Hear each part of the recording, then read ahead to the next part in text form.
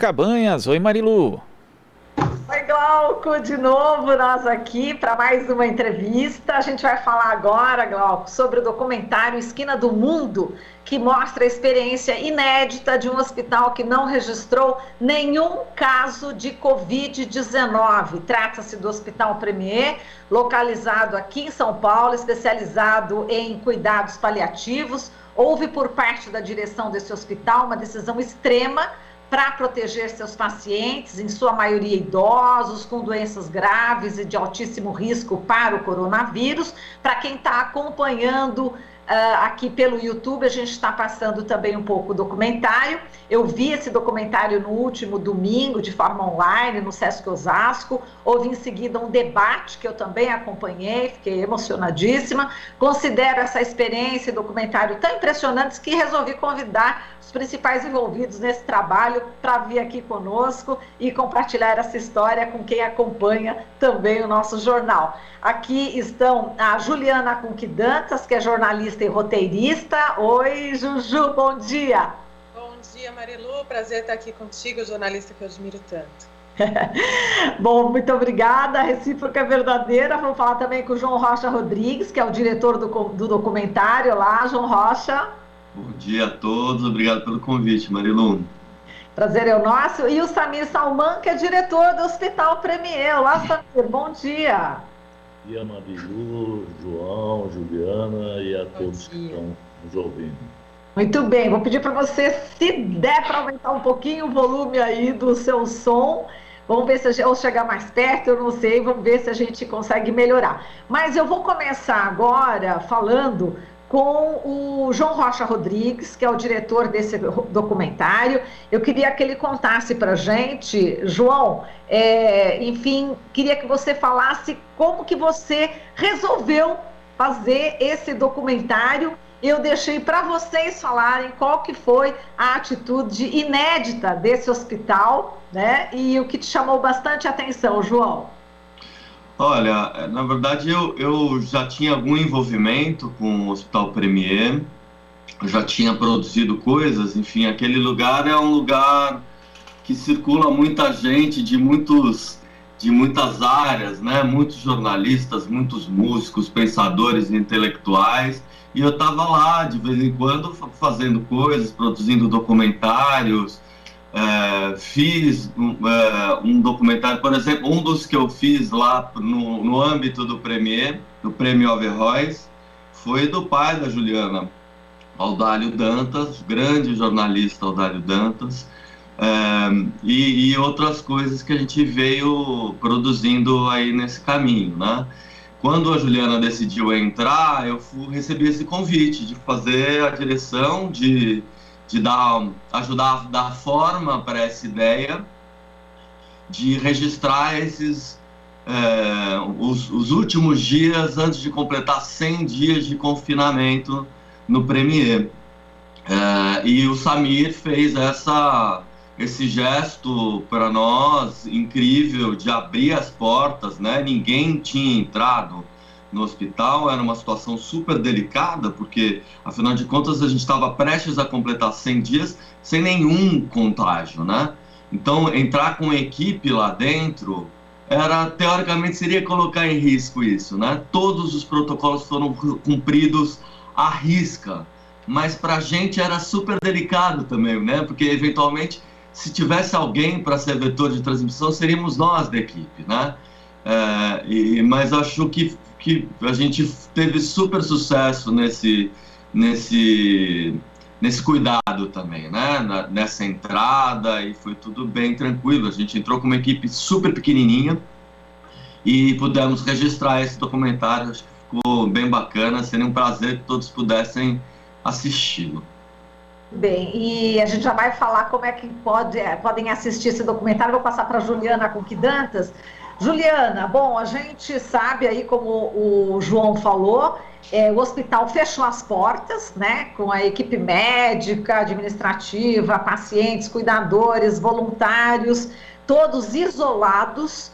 É uma atitude que eu considero inédita, pelo menos eu dei uma pesquisada, não sei de nenhum outro hospital que tenha feito isso, que tenha fechado as portas durante 100 dias. E eu queria que você falasse dessa sua experiência, né, dentro do hospital, ali fechado, convivendo, né, nos últimos dias, desses 100 dias, com esses profissionais e esses pacientes. Como é que foi essa sua experiência, Juliana?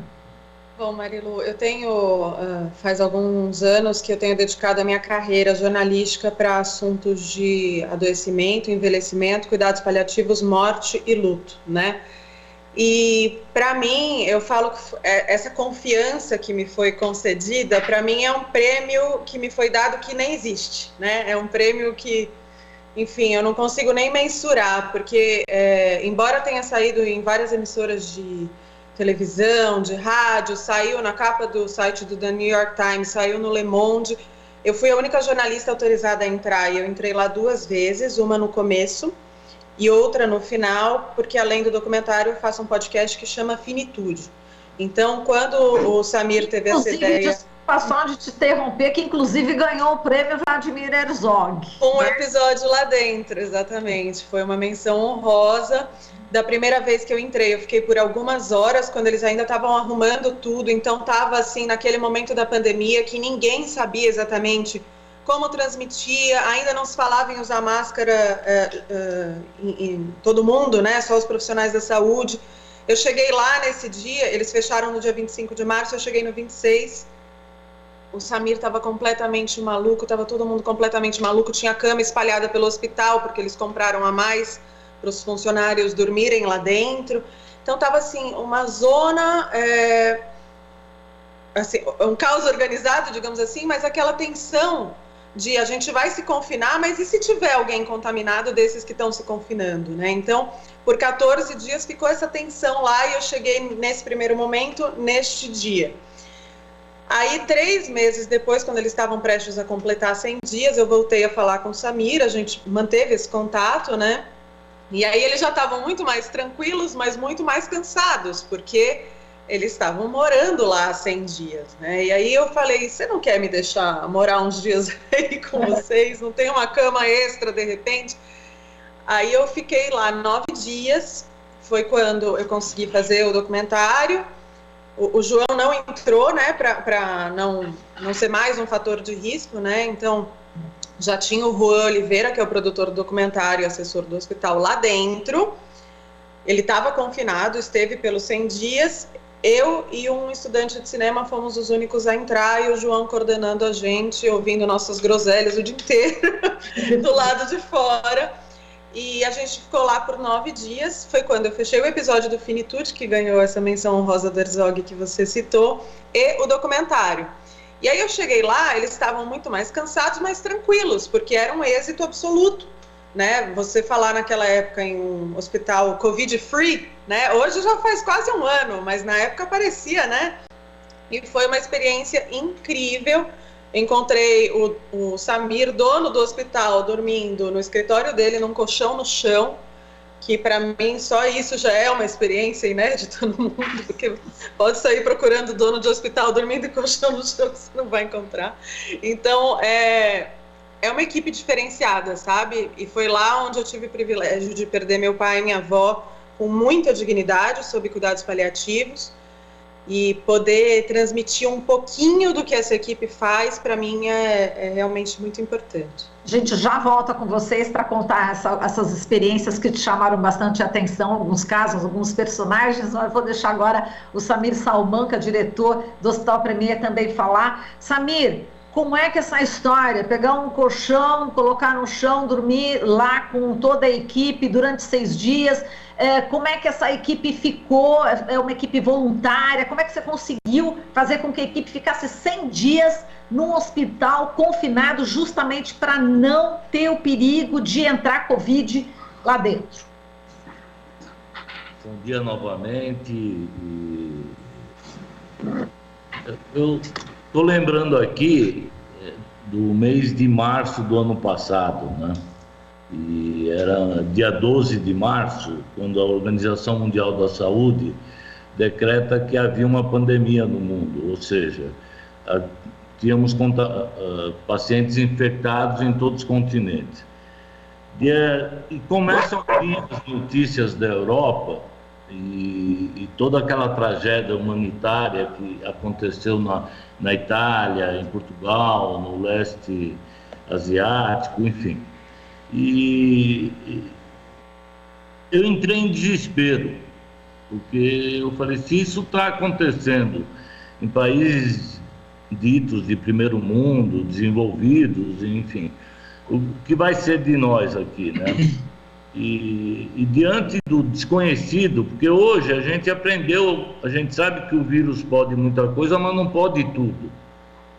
Desde que sejam mantidas corretamente as medidas de precaução, o uso do IPI, a gente conseguiu aprender durante a quarentena, mas naquele momento de março, bateu um desespero. E a pergunta que eu me fiz, se esses funcionários fossem meus familiares, o que eu faria?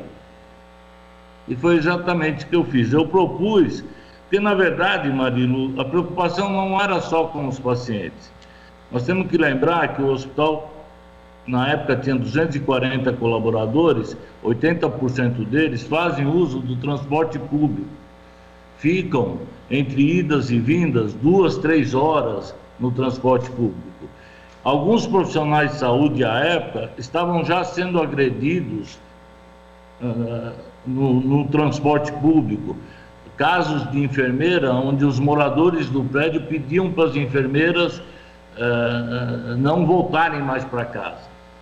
Então, eu estou contextualizando para dar o momento que foi tomada a decisão, né? Que é no calor da hora, no fio da navalha, como diz o Palmério Dória. E eu me desesperei, eu falei, isso vai ser uma tragédia. Agora, qual era a única medida eficaz conhecida? O isolamento social. Era a única, e continua sendo a medida mais eficaz. E eu, honestamente, quando eu propus, junto com a minha diretoria, fechar o hospital, eu imaginei que ficariam 20, 30, eu não imaginei que 94 colaboradores, porque foi dado, era um movimento voluntário, e aos que não aderiram, ficou garantido o salário em casa, não houve ameaça no sentido, entrou, não entrou, porque é fórum íntimo, é muito difícil se impor essa decisão para alguém, teria que ser de maneira muito voluntária, e é evidente que há sempre o medo do funcionário perder o emprego, mas não foi esse espírito que reinou. A preocupação foi com os pacientes, com os funcionários e com nós mesmos, né? E eu reputo todo o mérito a essa equipe fantástica. Eu acho que eu tive o mérito de apontar um caminho, mas a construção ela foi inteiramente coletiva e foi um aprendizado que nós vamos levar para o resto da vida, né? As hierarquias se dissolveram, todos nós andávamos com medo. Se você chegasse no refeitório, você não saberia quem era quem. Todo mundo uniformizado do mesmo jeito, faxineira, médico, diretor. E você imagina, fechar um hospital que funciona com 240 colaboradores e realizar o trabalho com 94, e além de realizar o trabalho, ter que cuidar de nós mesmos, né? Então, eu sempre lembro do Plínio Marcos, de quem eu fui um pouco aluno, um pouco amigo, e ele dizia o seguinte: ter fé é saltar do picadeiro sem rede e esperar que as mãos o segurem, né? E surgiram várias mãos. É o milagre, é a providência divina. Exato. Agora, falando em várias mãos segurando, né, toda essa sua ideia ousada, né, que foi preservar aqueles pacientes em estado gravíssimo, inclusive, eu queria que os meninos aí, a Juliana e o João, relembrassem de alguns personagens que eles encontraram no hospital e que ganharam destaque no documentário. Né? João, qual é o personagem que te chamou bastante atenção? Conta um pouco essa história. Marilu, são muitas histórias boas, né? Eu acho que a gente captou algumas delas só, né? A gente não conseguiu captar todas. Tem, acho que, das mais singelas às mais evidentes. Quem assistiu o filme vai entender isso, né? Eu acho que tem uma... Talvez a do José seja uma bem simbólica. O José é um gestor do hospital. Eu ia falar agora quase um ato falho em hotel, mas é um hospital mesmo, pessoal. Às vezes não parece, mas é um hospital. Eu digo isso porque realmente o hospital, quem visitá-lo, vai entender esse ato falho, porque realmente é um lugar encantador, não tem nada a ver com um hospital que se possa imaginar com doentes tão graves. É um lugar de harmonia, de festa, de celebração, um lugar muito bonito. Mas especificamente em relação ao José, o José teve um filho. Ele entrou na quarentena sabendo que o filho dele nasceria algumas semanas depois. E, portanto, quando o filho dele nasceu, ele estava lá dentro. Ele não saiu. Ele decidiu ficar. E assistiu ao nascimento do filho pela tela do celular. Né? Acho que tem uma entrega e um compromisso que eu acho muito notáveis. Ele fala isso, ele sabe o peso que isso teve para as relações afetivas, inclusive, né, dele. A vida segue do lado de fora, né? Mas ele faz esse balanço, né? Ele fala, isso daqui que está acontecendo agora, esse movimento, essa quarentena é uma coisa tão importante que a relação com meu filho, esse momento que eu perdi presencialmente, eu vou resolver, eu vou correr atrás de resolver depois. Isso aqui, a vida dessas pessoas aqui dentro, não tenho o que fazer, é a minha missão agora, é o que eu tenho que fazer. Enfim, eu acho essa... Esse José médico. Originalmente ele é terapeuta ocupacional, mas ele é da diretoria. Da diretoria. Do hospital, ele é um gestor. Perfeito. Agora, Juliana, conta uma outra história aí que está no documentário que também te emocionou.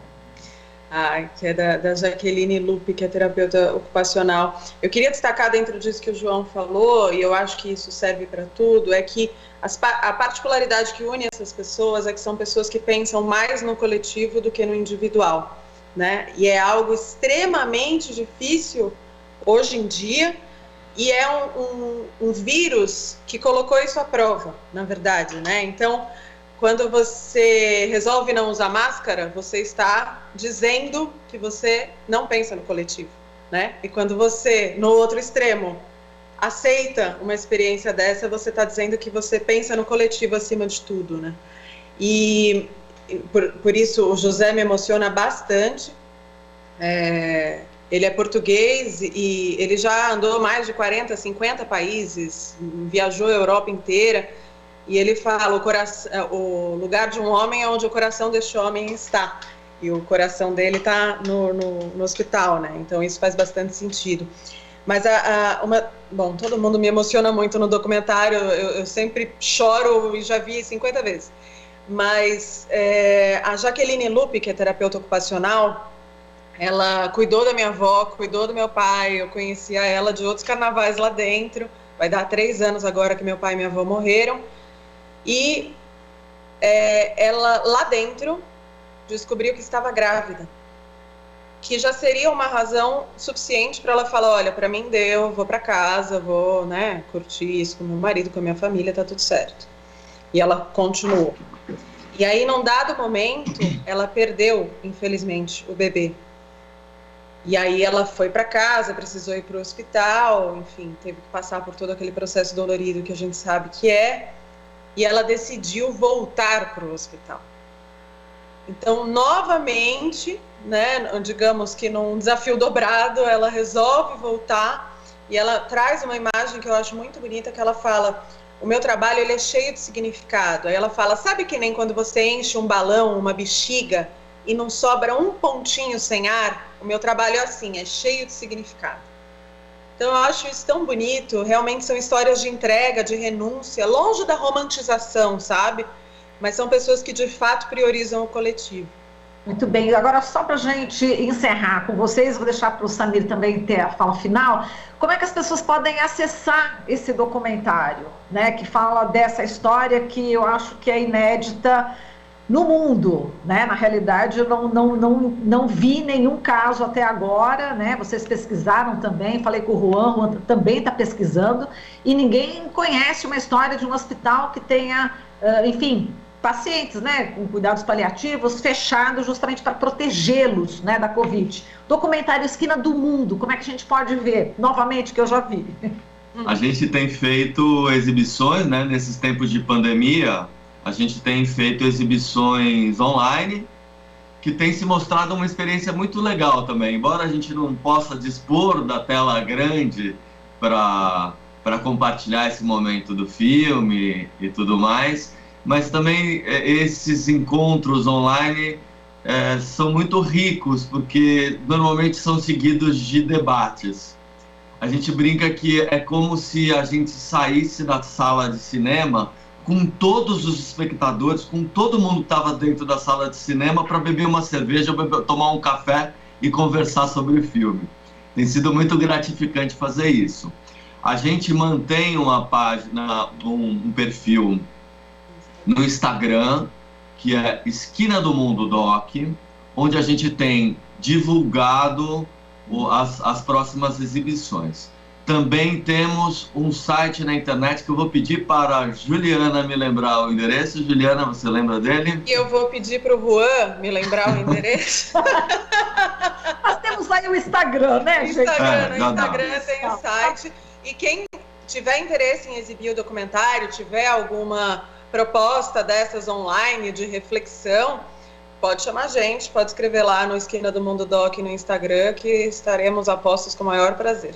Muito bem. E Samir, só para a gente encerrar aqui a nossa conversa, enfim, são pessoas preciosas que você tem trabalhando com você lá no Hospital Premier, de acordo com o relato aí tanto do João quanto da Juliana. Para você nesse momento, qual que é o balanço desses 100 dias? Né? Com ninguém com Covid, ninguém pegou Covid, seus pacientes foram preservados, a sua equipe técnica, a sua equipe toda administrativa, todos foram preservados. Você vendo esse número, milhares de mortos aqui no Brasil, decisões errôneas por parte de governo, né, federal em relação às vacinas, como é que você está vendo toda essa catástrofe ao redor do teu hospital? Eu acho que a quarentena solidária nos isolou do vírus. Do vírus até hoje, nenhum caso, mas não nos isolou do mundo, né? Nem do país que a gente vive. E, infelizmente, a gente vem assistindo as inadequações do governo e muito grave nesse sentido, que estão custando as vidas dos brasileiros, né? A gente tem assistido isso diariamente, essa irresponsabilidade governamental em todos os aspectos, do exemplo, do posicionamento de logística, do empenho na compra das vacinas. É uma catástrofe. A gente, às vezes, a gente cita um verbete, o que é uma catástrofe? É isso que nós estamos vivendo. Se a gente quer entender a magnitude dessa palavra, é isso atualmente que nós estamos vivendo, uma catástrofe, e de uma maneira que eu nunca imaginei que eu ia viver isso. A gente lutou tanto para que esse país se democratizasse, se pudesse ter instituições fortes, e estamos assistindo a tudo isso. Eu fico feliz, me envaidece a equipe e a atitude que a gente tomou, mas a gente assiste a tudo muito preocupados, porque eu te digo uma coisa, tudo pode ter, o dia que a vida humana for precificada, essa experiência que a gente chama de humanidade vai deixar de existir. O valor da vida humana é intrínseco, ele não cabe nenhuma discussão. Quando o valor da vida humana está em jogo, na mesa, é isso que vale. O dia que a gente parar de defender esse valor intrínseco, esse valor essencial para a nossa existência, nós estamos fadados à barbárie. Quer dizer, assistir pacientes morrendo em Manaus por falta de oxigênio, assim, você me desculpa, mas quando eu começo a falar e refletir sobre tudo, me dá um nó na garganta, entendeu? Me dá uma vontade de falar coisas que, assim, extrapolam a civilidade, porque, pelo amor de Deus, né? Pelo amor de Deus, a gente...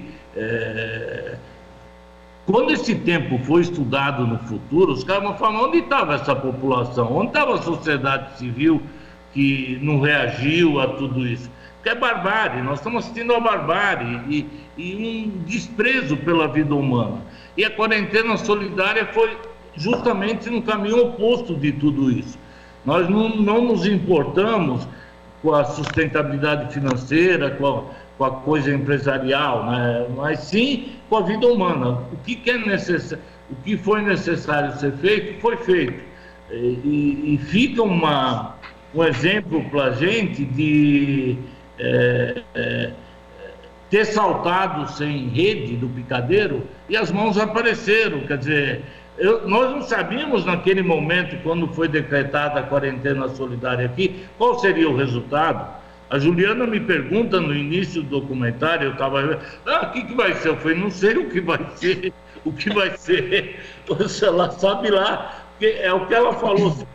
Quando ela chegou aqui no primeiro dia, o nível de tensão era absoluto. Você imagina se algum de nós estivesse infectado. E a responsabilidade que eu teria que assumir em relação a essa atitude.